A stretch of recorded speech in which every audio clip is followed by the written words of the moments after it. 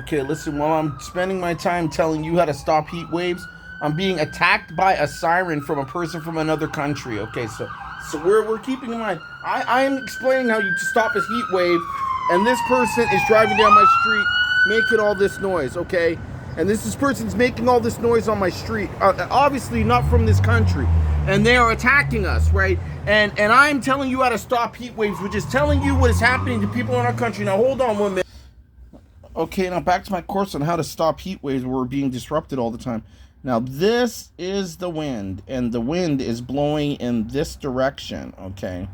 And this is you, okay? But because you are on the ground, right, the wind is only going in this direction, and it's not coming towards you, okay? Hold on.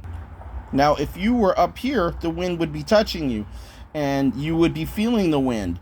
But because you are not there, the wind is not touching you.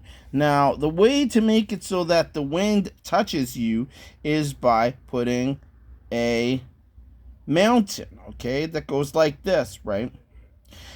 And potentially a high-powered fan. Maybe a fan would help, or you could just possibly just direct the current where you want it to go. And then the wind would come down the mountain, and it would be inside of this region over here, because the way that wind works is the higher up you go is the more wind there is. Hold on, let me show you something. This is the Grand Canyon, okay? And at 7,000 feet, it is 32 degrees Celsius, and that is at the south rim.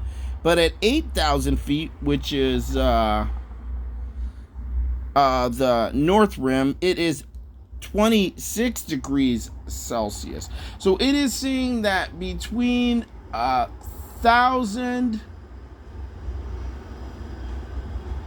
feet difference, that the temperature has gone down 8 degrees. Okay, this is what they are saying. Okay, so hold on here. Now, to the extent that certain laws of this area are being applied, I have not done my entirety when it comes to research in this field, whether this 1,000 feet range constitutes 8 degrees temperature change, or if it's consistent with this 2-kilometer 7,000, 8,000 mark. I'm not entirely 100% sure. So you would have to do a little bit of research into this field before you can get specifics into the exact range that the temperature is dropping.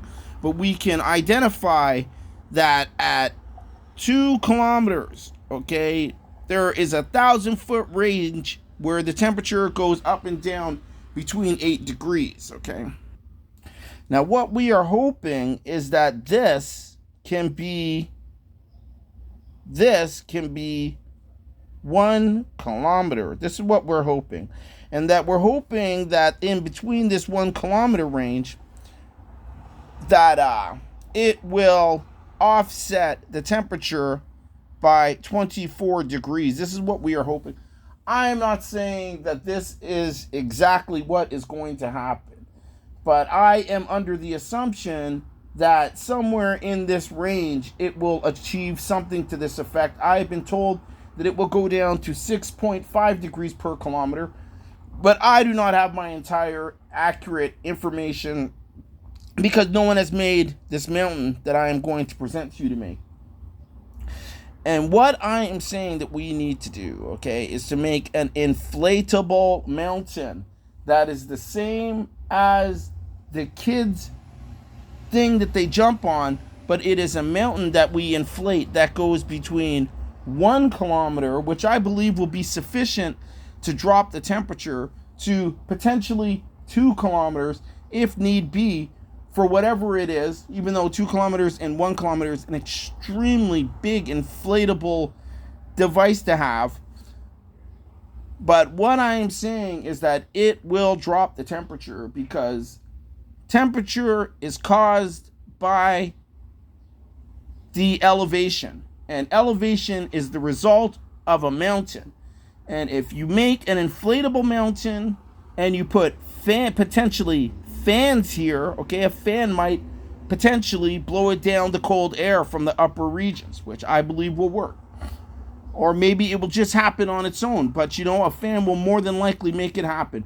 But what I am saying is that if a 1 kilometer or 2 kilometer inflatable mountain that we make is going to save our life, then we need to get off of our lazy ass and to make this mountain before everybody has to suffer the ultimate price because we were too lazy to make a simple inflatable toy, which we should have made a long time ago, and put it inside of our water so that there is a breeze from the upper atmosphere coming down to the ground to keep us cool. And that is what I am saying that you need to do.